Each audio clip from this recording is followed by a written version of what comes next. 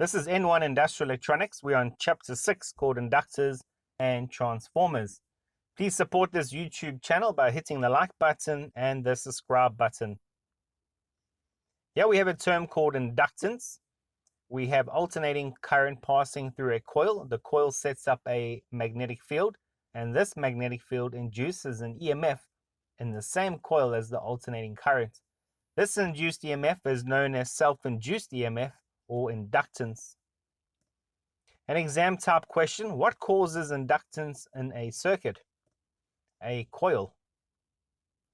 In terms of the definition for inductance, inductance is the ability to induce a voltage when there is a changing current. What are the factors affecting inductance? The number of coils, the cross-sectional area of coils, the length of the core, and the magnetic strength through the core. There are different types of inductors. What we're going to be doing is looking at the symbols which we would use inside our circuit diagrams.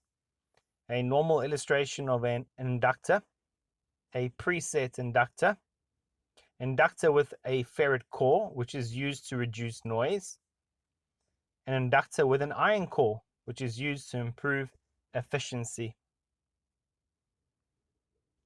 Here we have two inductors in series, L1 and L2.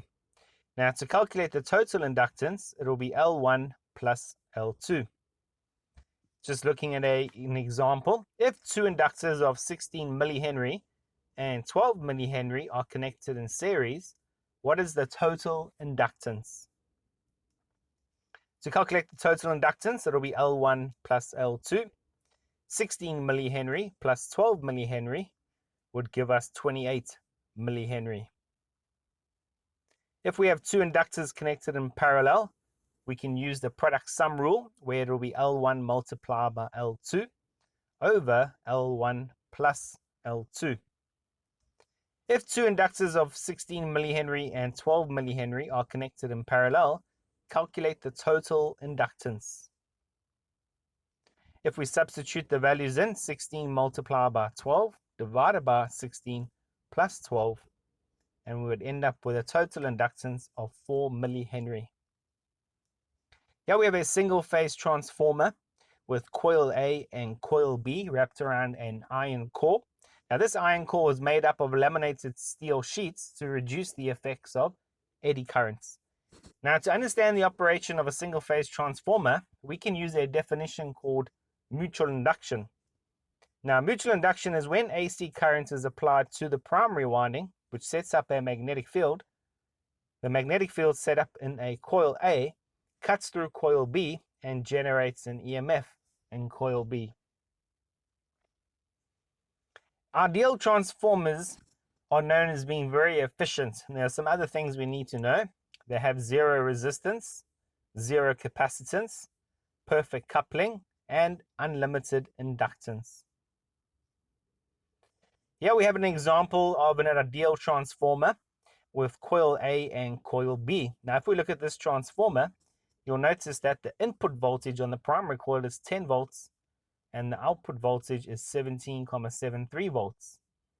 The number of turns on the primary side is 20 and the number of turns on the secondary side is 40. Now this tells me that this is a step-up transformer. However, current behaves in the opposite manner. If we look at our ammeter, we'll see that the current on the primary side is larger, even though this is a step-up transformer. Let's look at a calculation. A 220 volt 10 volt single phase transformer has 50 turns on the secondary side. If the transformer draws 1.5 amps from the supply, calculate the following. Okay, so we have our illustration with all the information put down. On the primary coil, we've got 1.5 amps and 220 volts supply on the primary side, and the secondary voltage is 10 volts. Now the first thing we need to calculate is the number of primary turns. Now I want to work with known factors as far as possible, so we'll use voltage as our reference point. So V1 over V2 will be equal to N1 over N2. Now N1 is the unknown factor, and because N1 is above the line, I'm going to leave V1 and V2 the same. So N1 will be equal to V1 over V2 times N2. If we substitute the values, our primary voltage is 220, the secondary voltage is 10 volts, and the number of secondary turns is 50. And that gives us a number of turns on the primary side of 1,100 turns. So this indicates to me that this is a step-down transformer. What is the current delivered to the load? Now the load is on the secondary side. I'm still going to use my voltage as my reference because the values are given to us.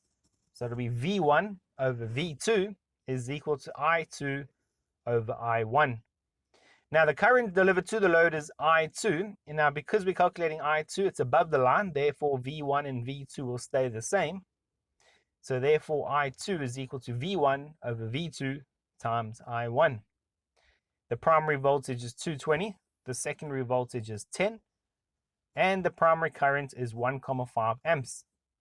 And we end up with a secondary current of 33 amps. Now, although this is a step-down transformer, what we find is that current behaves in the opposite manner.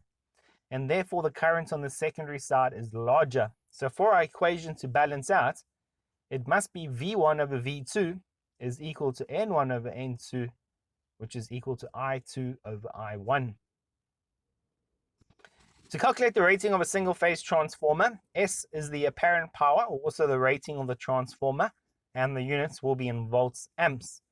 Now, we can calculate the rating of the transformer either using the primary side or the secondary side, and we should get the same answer. So the primary voltage is 220, and the current on the primary side is 1,5 amps, and that gives us a rating of 330 volts amps.